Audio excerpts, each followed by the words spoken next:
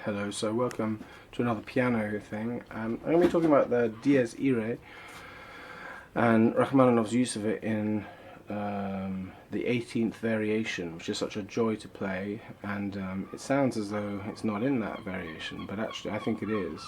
So the Dies Irae it's the Latin for the wrath of God, which we know it's in Revelation, Book of Revelation, and of course as Christians we're not in the day of wrath, but it's a somber warning in musical form, of course, and I don't know when it dates back to, but I think that it was very, very old church music, plain chant I think it was originally. So, but many composers have used it, Liszt, Berlioz, and so forth, but Rachmaninov really used it an awful lot. I'm just reading a book by Max Harrison, which is a brilliant book called Rachmaninov, his works, life works and recordings. A really fabulous book. It's on a par, I would say, with the Schubert book, which I've recently read, which is called Schubert's Beethoven Project by John M. Gingrich. And both fabulous books, and he speaks of how much Rachmaninoff uses Dies Irae in so many compositions, and from the Isle of the Dead and Second Symphony, and it's in the vocalese, the song, and so on and so on. And interestingly, in that book, I read the passage where Rachmaninoff is quoted as saying to somebody that he was fearful that he would be going to the devil, to use his words. So he's obviously someone who was thinking about these sorts of truths, and he seems to have been a believer, he spoke about being worried about whether or not he would be going to heaven or not. So the day of wrath, I think, was on his mind. And I just want to say how, if you invert these three notes of this 18th variation,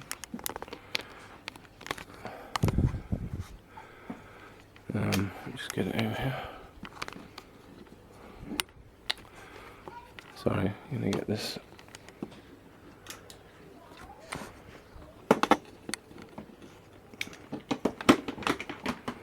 Okay, if you invert this,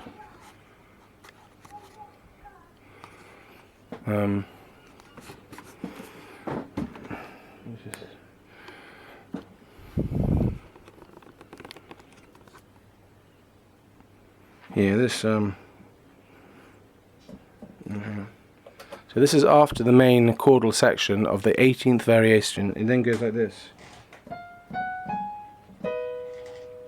In the right hand, and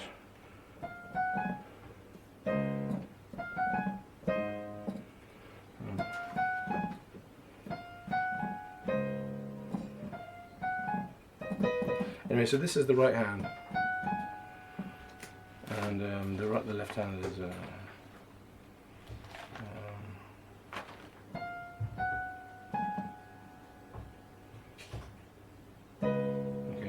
Left hand's on that bottom D flat. So, but this, okay, if we take those notes, if we take these notes, okay, then I'll find that actually if you invert it a bit, it becomes this. Yep, it was this.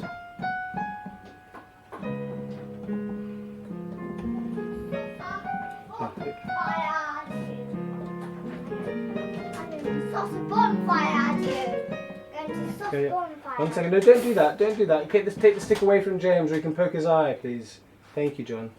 So these 1, 2, 3, 4. If we take those notes, we can invert them, as I just said, which is of course the Dies Irae chant. So isn't that interesting?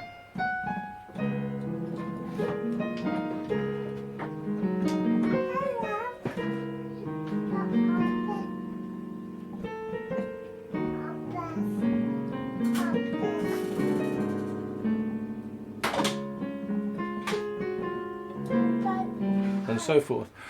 So you can see that even in this supposedly fabulously optimistic, really, 18th variation, that dies irae is even there as a solemn warning to those who can hear, who can find that musical illusion.